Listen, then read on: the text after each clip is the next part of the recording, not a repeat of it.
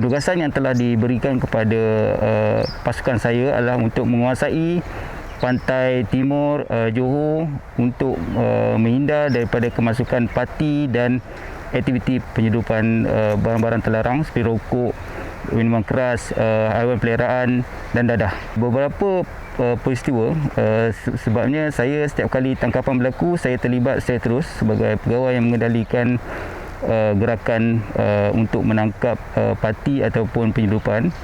Salah satu kejadian berlaku di kawasan Sungai Buntu, iaitu jalan besar menghala ke Rapid Pengerang. Ketika itu saya sedang mengatur gerakan anggota saya di tepi jalan pada waktu pagi, di mana ketika saya ingin membahagikan anggota saya untuk membuat kawasan untuk dijadikan kumpulan penyekat bagi mengepung parti yang melarikan diri, sebuah kenderaan telah cuba melanggar saya di tepi jalan. Ketika itu saya bukan berada di gigi jalan tetapi berada di bahagian sebelah tepi jalan. So dia dengan niat memang untuk melanggar saya dan beberapa anggota saya yang berada di situ lah. Dan dipercayai kenderaan tersebut adalah kenderaan tekong darat dan dia punya ulat-ulat dia lah.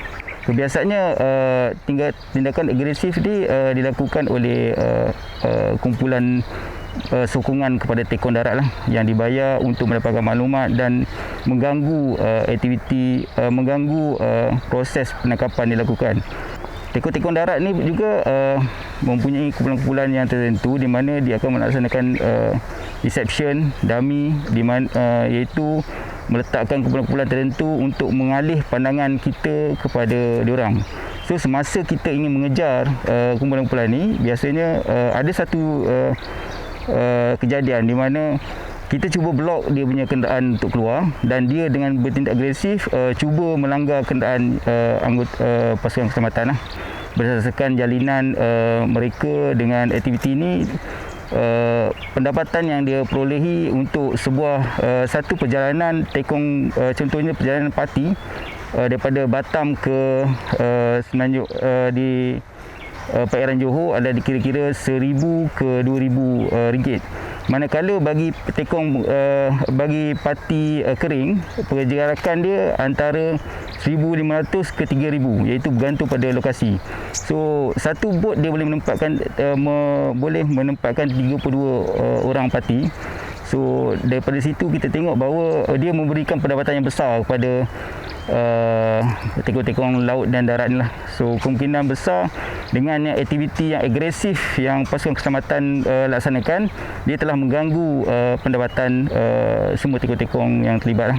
Okey, berdasarkan maklumat perisikan yang diperolehi dan serta soal siasat yang dilaksanakan terhadap parti, tekong-tekong adalah datang daripada negara jiran. Biasanya tekong itu adalah tekong laut, manakala tekong darat adalah terdiri daripada penduduk tempatan dan warga negara asing yang telah tinggal lama menetap di sini. Terdapat juga parti yang bertindak sebagai penarik, dipanggil penarik, iaitu kumpulan yang membawa parti daripada tepi pantai dibawa kepada tekong. Itu pun ada juga parti menggunakan keadaan sekeliling. Contoh dia, parti akan melalui, untuk parti kering dia akan pergi ke pantai melalui longkang-longkang ataupun sungai, atau ada juga satu kes di mana parti melalui terowong air untuk pipe air besar terus pergi ke tepi pantai. Ada juga parti yang kita tengok menggunakan pulau-pulau yang berada di tepi perairan, iaitu terutama sekali perairan di selatan Johor, di mana tekong laut akan melepaskan parti di pulau tersebut pada waktu air pasang. Manakala apabila air surut, parti tersebut akan terus berenang ke pantai untuk pergi kepada tekong darat. Tempoh masa tangkapan biasanya berlaku dalam selang sehari atau dua hari. Sekiranya kita tidak dapat dalam tempoh 3 hari, kita akan kaji balik bagaimana benda perkara itu berlaku. Contohnya tadi adalah parti menggunakan saliran air untuk terus ke pantai.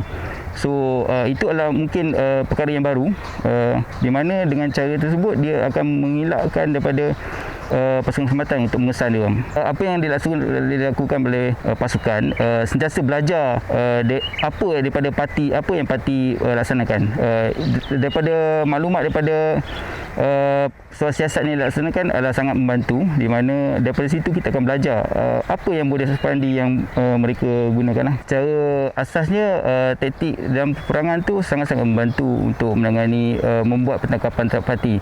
Sebagai contohnya, apabila parti masuk mendarat, kita akan terlebih dahulu kena pasti kawasan tersebut.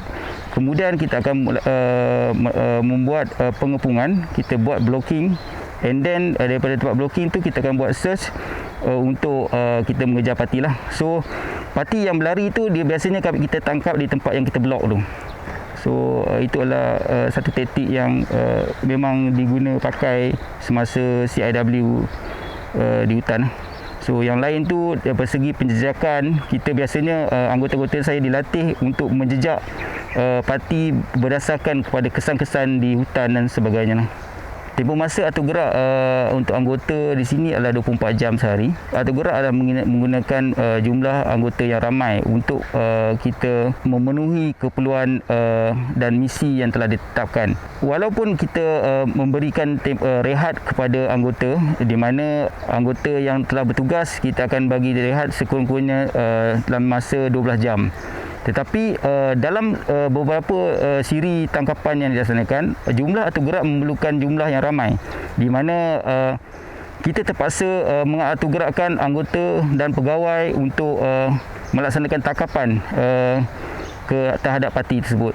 So walaupun anggota dan pegawai itu sedang dalam tempoh masa berehat, tetapi mereka bangga untuk melaksanakan operasi ini kerana operasi ini adalah operasi sebenar. Dan kami bangga untuk mengekalkan kedaulatan negara, mengatasi rasa letih, keletihan dan kepenatan yang kami ada lah. Saya dan seluruh warga pasukan yakin segala usaha yang dilaksanakan ini adalah untuk menjamin keamanan dan keselamatan negara demi untuk kedaulatan negara lah.